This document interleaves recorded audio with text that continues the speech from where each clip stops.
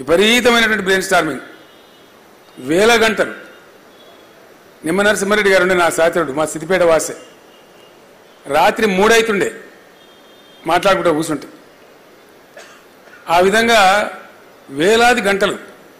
ఏంది లైన్, ఏంది కథ, ఏంది ఎట్లా పోవాలి, ఏ స్టేజ్కి ఎక్కడ చేరుతాం, అట్లా చేరానంటే ఏం చేయాలి, మన ఎత్తుగడలు ఏముండాలి, ప్రభుత్వాలు ఏం చేస్తాయి అని చాలా మదనపడేది. మదనపడి పాటలు రాస్తున్నాం. పాటల క్యాసెట్ తయారైంది 2000 సంవత్సరంలోనే.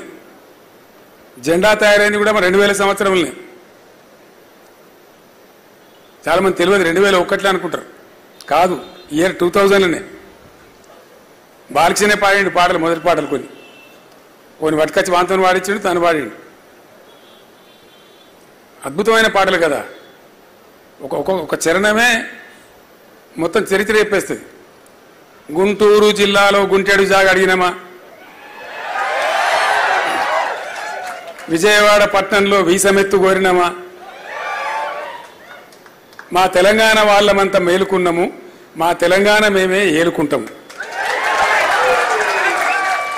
అప్పుడు ఇట్లుండేటి పాటలు. ఒక 2 చరణాలలో మొత్తం తెలంగాణకు సోయి వస్తుంది మనసు పెట్టి వింటే. అంటే అంత ఆలోచన చేసింది. ఒక పాట రాయాలన్నా, ఒక మాట మాట్లాడాలన్నా, ఒక సెంటెన్స్ మాట్లాడాలన్నా కూడా చాలా జాగ్రత్తగా డ్రాఫ్ట్ చేసి మాట్లాడేది. ఒక పాట రాస్తుంటే నేను చెప్పిన, సుద్దాల అశోక్ తేజ రాస్తా ఉన్నాడు, ఆయనకు రాయవస్తలేదు. మంచి రచయిత, ఈ 4 లైన్లు పడతలేవు సార్ అన్నాడు. ఏందా అంటే, మన పండుగలు మనదంతా చెప్పాలి సార్, కొద్దిగా మంచిగా చెప్పాలి. ఏం పండుగలు చెప్పాలనుకుంటు, నువ్వు ఇదంతా చెప్పాలనుకుంటున్నా అంటే నేను చెప్పిన, ఏం లేదు రాయి, నేను చెప్తా రాయని చెప్పి. పోషమ్మ బోనాల శివసత్తులాట, మనసంతమే కదా బతుకమ్మ పాట అని చెప్పింది. అటే రాసి పడేసి సూపర్ హిట్ అయింది అది. అట్లా ఇంకో పాట రాస్తున్నాం, ఇది తెలంగాణ అనే పాట. ఫస్ట్ సాంగ్ అది, అదే లేపింది తెలంగాణ అంతటి.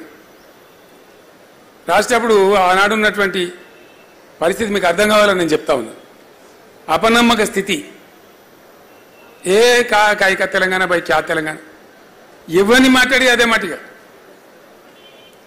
దాన్ని రాయమని నేను చివరికి లైన్లు కంపల్సరీ రాయబాయ బాబా అని చెప్పి రాపించిన నేనే. సిపాయిల తిరుగుబాటు విఫలం అయ్యిందని అనుకుంటే దేశానికి వచ్చేదా స్వాతంత్రం, రాజీలేని పోరాటమే విజయం సాధిస్తుంది, ముమ్మాటికి తెలంగాణ రాష్ట్రం వచ్చి తీరుతుందని నేనే రాపించాను. ప్రజల్లో ఉన్నటువంటి అపనమ్మక స్థితిని పటాపంచలు చేసి ఉద్యమం కోసం వాళ్ళని సమాయత్తం చేయాలని చెప్పి అవన్నీ ప్రయాసాలు పడ్డాం. పిడికడంటే పిడికడే మంది, చాలామంది ఇప్పుడు ఉన్నోళ్ళు లేరు. కరీంనగర్లో సింహగర్జన సభ పెడితే అప్పుడు హరీష్ యువకుడు, అనుభవం కూడా లేదు. సింహగర్జన సభ పెడితే ఒక్కడే మనిషి పోయాడు, కూర్చోకిద్దరిని తీసుకొని పోయి దాన్ని సూపర్ డూపర్ హిట్ చేసుకున్నాం ఆ రోజు. ఆ ఎర్రటి ఎండల మే నెలలో ఆ రోజులు జ్ఞాపకం వస్తే ఒకటొకటి ఇలా కళ్ళకు నీళ్ళు కూడా వస్తాయి.